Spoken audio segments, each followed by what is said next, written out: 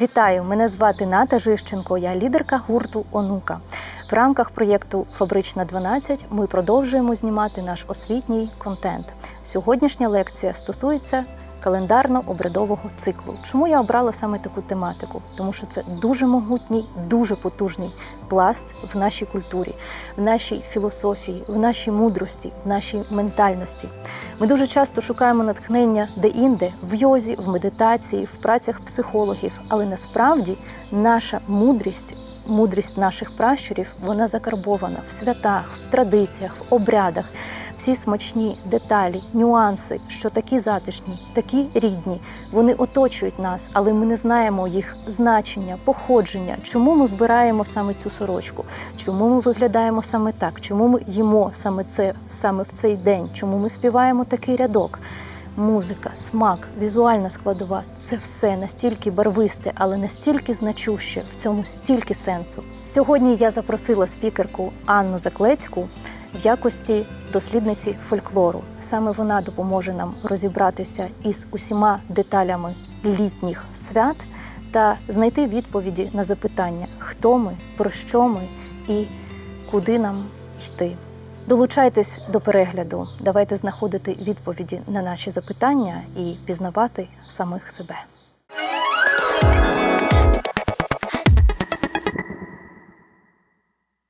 Що спільного у Різдва та свята Купайла? Яку квітку не вплітали у вінок? Чому саме восьмикутна зірка є найпоширенішим візерунком у традиціях та побуті українців? Розповідаю. Знаю від бабусі, що у рідній культурі головними 4 святами року є ті, що пов'язані з рухом Землі навколо Сонця. Якщо ще точніше, то з розташуванням Землі відносно Сонця 2 сонцестояння – зимове та літнє, та 2 рівнодення – весняне та осіннє.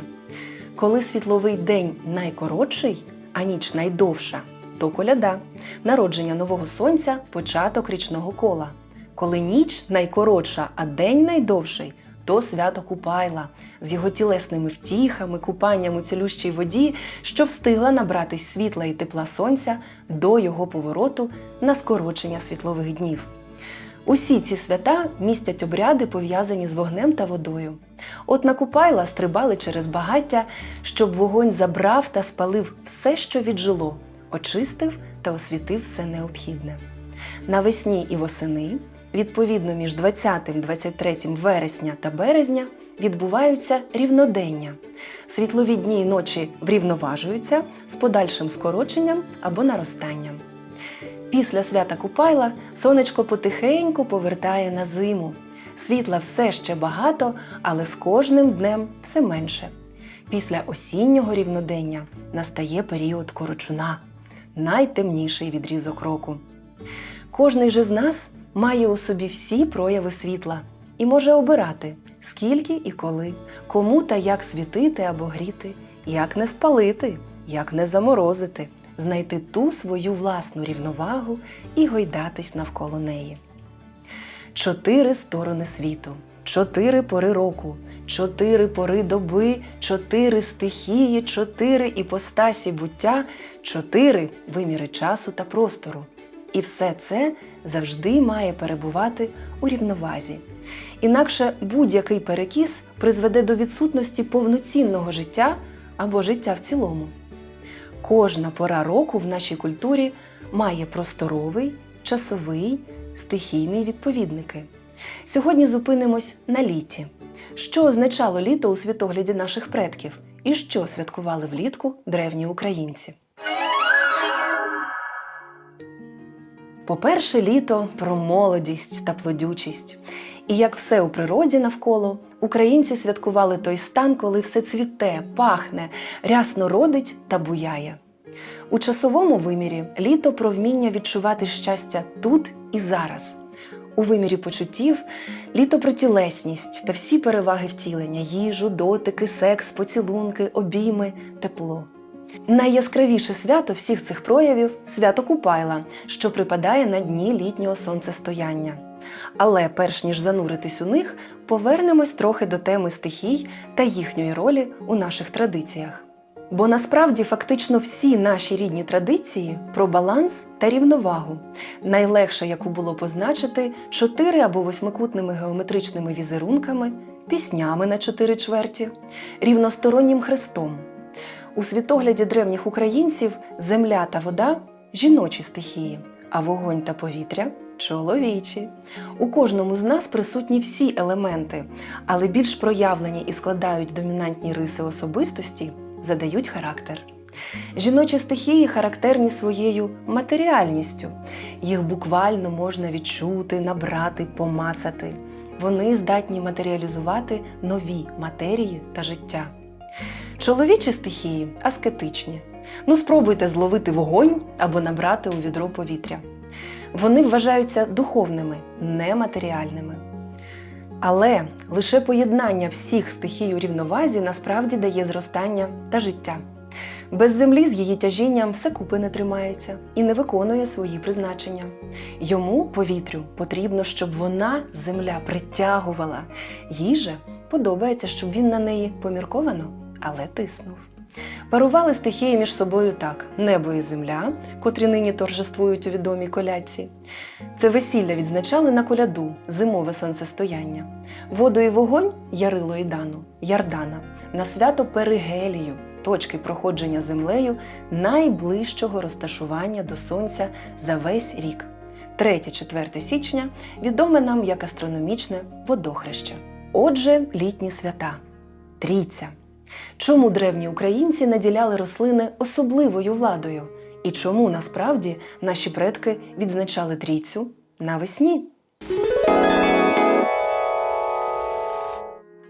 В неділю рано зілля копала. Це не лише назва прекрасного, але драматичного твору Ольги Кобилянської, але й вислів, який характерний і для свята Трійці. Одне з найважливіших свят у християнській традиції святкується щороку у різні дати, бо залежить від дати християнського Великодня. Я ж наведу декілька цікавих фактів з дохристиянських традицій стосовно Трійці. Перше. У світогляді древніх українців концепція триєдності світу є надважливою.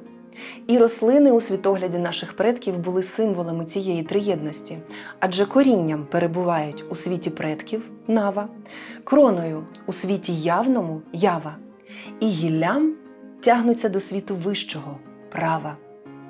Друге. Мало хто знає, але фактично до 19 століття для українців було непритаманно ховати померлих на кладовищах. Коли хтось відходив у кращий світ, більш традиційно було закопати небіжчика на подвір'ї або в саду, а на тому місці посадити дерево або кущ. Тому вірили, що через дерева та рослини отримують благословення, підтримку та захист предків на щасливе продовження роду, достаток та здоров'я. У зв'язку з цим особливе місце в обрядовому колі займає і русальний тиждень. За деякими свідченнями тиждень до, а за деякими тиждень після Трійці. У будь-якому разі йдеться знову про культ рослин та плодючість землі, про зв'язок з родом та предками, про вшанування душ тих, хто вже пройшов земний шлях, а тепер допомагає новим поколінням будувати буття та продовжувати рід. Третє. Трійця відзначалась 50-го дня після Великодня. У наших предків Великдень святкували першої неділі після весняного рівнодення. В наш час воно припадає на 20-23 березня, а відповідно рідновірська трійця – приблизно друга декада травня.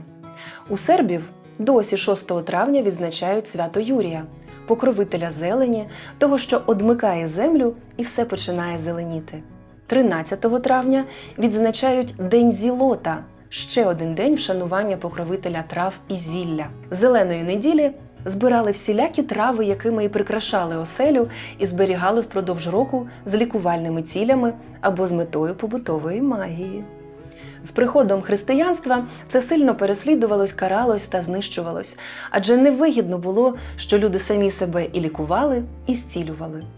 Аїр проганяв нечисть, полин очищував простір, чебрець сприяв миру та урівноваженню кохання, волошка притягувала в життя дівчини романтичні відносини та взаємну любов. Всі ці та багато інших трав збирали саме цієї неділі. Четверте.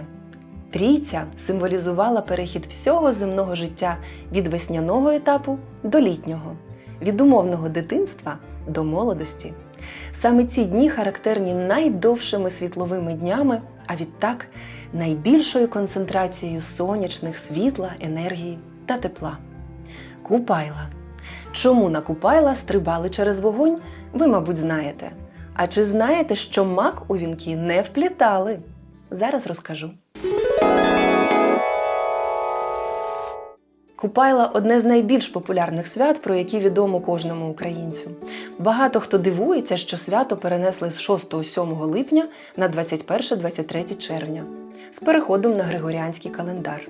Нагадую, як і зимова коляда, свято Купайла пов'язане з сонцестоянням, тому 6-7 липня таке ж некоректне, як і Різдво на 6-7 січня. Зараз же дати цих свят відповідають космічним явищам, до яких і є прив'язані. Сонце – головне божество наших предків, від нього залежали радість, щастя, продовження роду. Будь-яке свято важливо було зустрічати у хорошому настрої та найкращому товаристві, щоб запрограмувати весь наступний рік до наступного свята на радість, добро, багатство. Трави на Купайла такі ж магічні, як і на Трійцю. Дівчата їх збирали на світанку та плели з них вінок, щоб ввечері пустити на воду. Барвінок вплітали на вдале парування, ромашки та волошки – на красу та здоров'я. Варто зазначити, що маки у вінки не вплітали, бо ця рослина є символом смертності тіла і безсмертя душі, пам'яті про померлих. Мак – рослина, яку могли вплести дівчині у вінок, якщо вона пішла з життя, так і залишившись дівкою, на відповідний ритуал. Або якщо у родині дівчини був загиблий нещодавно родич. Натомість рясно вплітали у вінок жито, пшеницю, на багатство та здоров'я. Ще декілька фактів про вінок. Вінок обов'язково повинен був мати замкнену круглу форму. Носити на голові розірване коло, обідок, ідея не з найкращих, бо має прогалину для витоку позитивної енергії, думок та слів, та пропускає лихі погляди, слова та думки всередину. Якщо придивитись, то всі частини українського строю, вбрання, мають замкнені кола – манжети, поділ, горловина, стрічка, хустка, очіпок, вінок на голові. Всі вони мають функцію оберега. Те саме коло, яке зустрічається і у повісті Гоголя, наприклад, «Вій», з метою захисту від нечисті. Вінки перев'язувались вишитими або тканими стрічками. Колір стрічки також мав своє значення. Жовтий – вогонь та сонце, символи щастя та радості. Помаранчевий або коричневий – земля та багатство. Зелений – молодість. Блакитний і синій – вода і небо, що зміцнюють здоров'я. Фіолетова стрічка – мудрість, рожева – гармонія та достаток. Священною вважалась і вода на Купайла. Це період найдовших світлових днів, коли вода вбирає найбільше світла, тепла та сонячної енергії, особливо цілюща та магічна. Ввечері на воду дівчата пускали вінки в надії, що коханий зловить саме її вінок. Для цього хлопці підглядали та потайки запам'ятовували, який вигляд має вінок коханої. Вінки могли плести та носити лише дівчата до заміжжя, бо він символізував готовність до одруження, ту саму квіточку, яку мама ростила, і яку готова віддати коханому. Після одруження волосся жінки ховалось від чужих очей під очіпок, намітку або хустку. Як і для всіх сонячних свят обрядового кола, на Купайла спалювали опудало попередньої іпостасі сонця, пускали підпалені колеса згори у воду, а ще прикрашали деревце марену різнобарвними стрічками та водили хоровод навколо нього. Марена – Мара – богиня зими, холоду та завмерлості. Як і «зготуй сани влітку», задобрити Мару було важливо впродовж найгарячішої пори року, щоб вона не сердилась сильними морозами, коли прийде її пора. Хоровод обов'язково замкнене коло, в якому тримались за руки. Як і у випадку з розірваним колом на голові, дана фігура була важливою для концентрації позитивних сил всередині, неможливості витоку енергії з неї та, звичайно ж, мала функцію оберегу. Поговоримо про Спас. Яка інша назва місяця серпня? Знаю від бабусі, що Спасичем часом називали серпень, останній місяць літа, який знаменував пору зрілості, підсумок плодючості, готовність до наступної сходинки річного кола. У серпні вшановували саме ті грані єдиного Бога Всесвіта, які мають характерні ознаки цієї пори. Перше – зрілість. Садові рослини та польові квіти, меди, горіхи, зернові культури, наповнені найбільшою кількістю сонця та енергією всіх стихій, зібрані та заготовлені. Друге – справедливість. Що посіяли, те пожали. А також працьовитість, багатство, подальші творчість та плодючість. Саме у серпні починає осінню пахнути. 1 серпня за новим стилем, тим, що відповідає космічним явищам, відзначається перший спас – маковий. 2 серпня – свято Перуна Громоверця.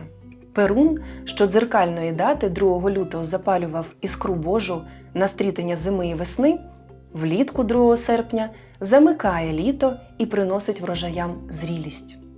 На Перуна закінчують збирати зернові культури, випікають хліб з нової пшениці, бо голодний Перун, як голодний чоловік. Не поїсть, то буде блискавками розкидати небезпечно. Його войовничий дух, як покровителя воїнів, важливо було зберігати у конструктивному руслі. На перший спас Маковія, що покровительствував працьовитості та рукоділлю, добре було власноруч зробити оберіг для себе, родини, господарства. Обереги-маковійчики робили з рослин і трав цього часу. Кожна рослина має своє призначення. Мак символізує кінечність матеріального і безкінечність духовного. Зернята у маківці уособлюють багатство господарства та безкінечність нащадків роду. Калина – жіноче дівоче здоров'я. Сонях та дуб – чоловіче здоров'я. Чортополох відганяє нечисть та притягує удачу. Мак-відюк – від пристріту та злих чар. Мак звичайний – для багатства та особливих запитів для магії. Тоді його пробивали, а зернятками засівали потрібний простір або просто вживали у їжу. Просо – рослина негативної енергетики, її в обереги не брали. І так про кожну рослину наших рідних просторів. Під час виготовлення оберега треба неодмінно думати про бажаний результат, можна красиво співати самостійно або у товаристві, бажано не відволікатись від задуму. Яблучний спас припадає на 6 серпня. Один з проявів жіночого начала пантеону богів – богиня життя, іпостась рожаниць, споріднена до весняної лелі, літньої живи Іви Єви, осінньої лади, недаремно фігурує і у Біблії з яблуком. Християнське преображення прикріпили саме до яблучного спасу. У певну мить ми всі так чи інакше досягаємо зрілості для змін. Яблуко – плід основний, що містить всю інформацію про створення світу, у розрізі нагадує електромагнітне поле людини, містить багато заліза, кісточки яблука – добову норму йоду. Вживання яблука нормалізує природне поле людини, а вживати його важливо саме тоді, коли яблуко дозріває, коли є готовність пізнати суть всього. Інакше, самі знаєте, пронесе, як не з раю, то з інших місць. У англійців, до речі, недаремно є вислів «One apple a day keeps doctor away». Мед створюють мухи божі, бджоли. Вони зцілюють та лікують, підсолоджують, але якщо перебрати з цим солодким і цілющим продуктом, то він, як і будь-що у надлишку, стає отрутою. Щонайменше знудить. Бджоли гудуть на частоті, яка здатна лікувати і зцілювати. Донині на численних пасіках господарі влаштовують собі лежанки над або поміж вуликами та лікуються від купи недуг. Щонайменше нормалізують сон, владновують обмін речовин, позбавляють втоми. Спас горіховий – 16 серпня. Знаю від бабусі, що поміркованість люблять і горіхи. Волоські з коренем волос або велес. За цим хештегом можете почитати, чим це божество рідного пантеону характерне і чому важливо зберігати міру. Горіх – дерево негативної енергетики. Він поглинає з простору все важке і трансформує у користь. Важке настільки, що горіх першим скидає осіннє листя. У термінах харчової користі плоди горіха досить жирні. Їх для користі треба жменьку. Зрілість передбачає вміння відчувати міру, рівновагу, баланс, гармонію. Вчасно зупинятись і не перебирати, щедро віддавати, вдячно брати і щиро працювати, з вдячністю і доброзичливо. Це і означає дорослість, мудрість життя, готовність ділитись важливим та цінним з оточенням з висоти досвіду та віку. Попереду ще розповіді про свята осені, зими та весни. Сподіваюсь, вам було корисно та цікаво. Пізнавати своє важливо, бо лише поливаючи своє коріння, ми побачимо, як квітне наша квітка.